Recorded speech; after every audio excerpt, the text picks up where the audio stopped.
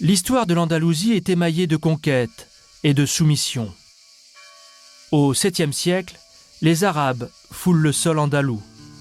Ils importent leur savoir-faire et bâtissent des villages blancs accrochés à des montagnes.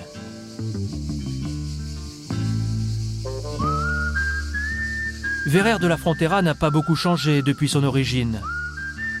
Certes, les Arabes ont déserté, mais d'autres aventuriers ont pris leur place.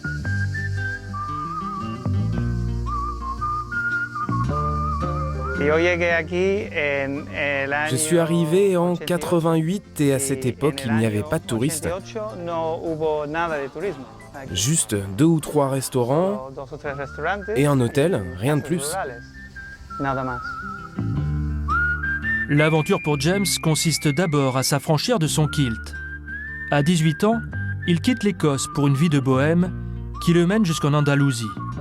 Tombé sous le charme, il y pose ses valises. Mais l'aventure ne fait que commencer. James achète une maison en ruine et décide de la transformer en petit hôtel-restaurant. Le pari était loin d'être gagné, mais l'appétit des clients fait marcher les affaires.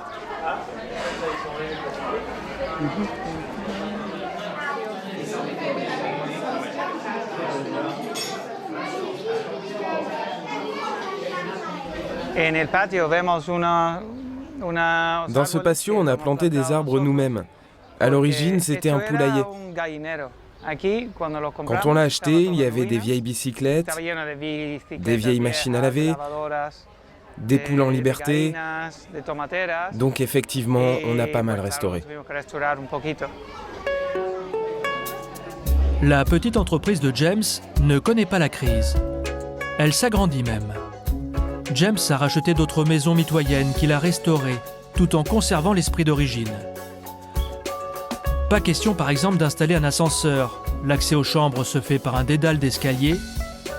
C'est le prix à payer pour profiter du charme de l'Andalousie.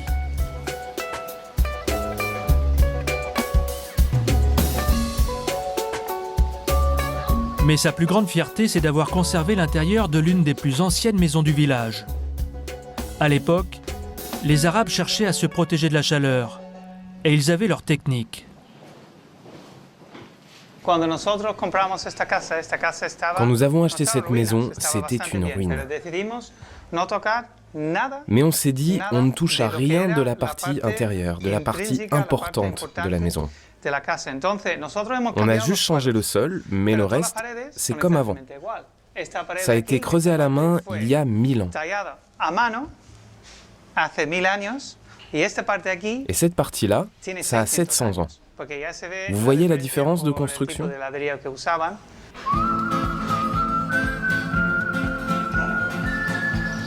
Malgré ses cheveux un peu trop blonds, James a finalement réussi à creuser un sillon au plus profond de l'Andalousie et même à se faire accepter des indigènes.